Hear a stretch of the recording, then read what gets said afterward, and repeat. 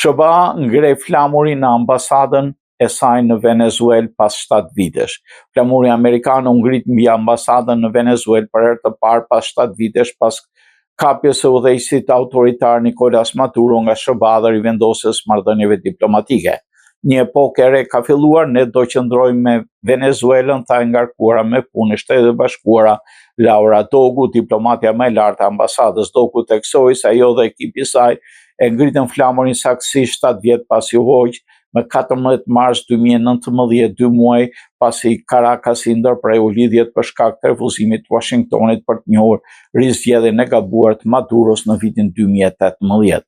Më herët këtë muaj, Shtetet e Bashkuara dhe Venezuela vendosën marrëdhënie diplomatike mes një shkrirje të shpejtë marrëdhënieve që nga mbastisja e forcave speciale amerikane në janar, që la pa Maduron dhe gruan e tij të fluturonin për New York për të gjykuar në akuzat për trafikim droge. Administrata e presidentit të Shtetet e Bashkuara Donald Trump thotë se në fakt e drejton Venezuelën dhe kontrollon burimet e mëdha natyrore të vendit pas rrëzimit të Maduros. Trump dhe udhëheqja e përkohshme e Venezuelës, Delcy Rodriguez, ish zëvendëse e Maduros, kanë nënshkruar një marrëveshje për energjinë dhe minierat që japin derën për investime private dhe qasjen e Shtetit Bashkuar në ato që janë rezervat më të mëdha të naftës në botë.